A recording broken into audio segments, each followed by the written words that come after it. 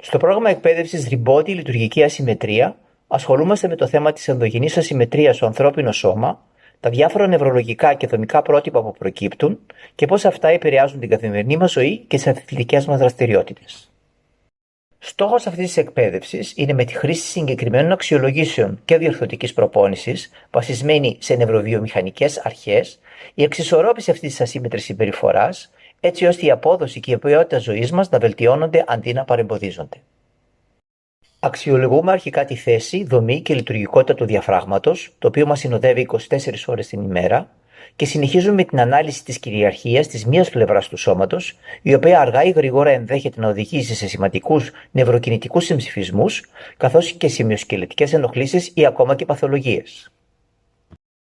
Προπονούμε ή καλύτερα επαναπροπονούμε, χρησιμοποιώντας μια σαφή δομή και στρατηγική, ώστε να εξισορροπήσουμε με αποτελεσματικό τρόπο την ατομική ασύμμετρη συμπεριφορά των πελατών μας. Το αποτέλεσμα για τους πελάτες μας είναι αισθητό ήδη μετά την πρώτη συνεδρία και μετά από σύντομο χρονικό διάστημα αισθάνονται σαν να έχουν ξαναγεννηθεί.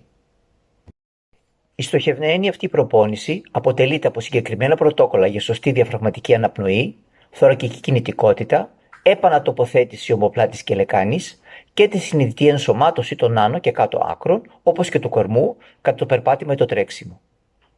Οι νευρομυϊκές απαιτήσεις αυξάνονται σταδιακά, οδηγώντας σε μακροπρόθεσμες και βαθιές βελτιώσεις στην καθημερινή ζωή, είτε πρόκειται για ένα μέσο άνθρωπο, είτε για έναν επαγγελματία αθλητή.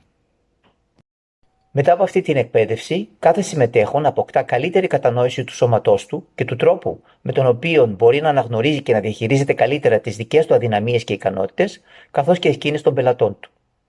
Και στις τρεις ενότητες αυτού του εκπαιδευτικού προγράμματος συζητούνται και αναλύονται περιπτώσεις πελατών, παρουσιάζονται συγκεκριμένα πρωτόκολλα προπόνησης για παθολογικά και μη παθολογικά προφίλ, και η πρακτική σημασία αυτής της μοναδικής μεθόδου προπόνησης ενισχύεται ακόμα περισσότερο.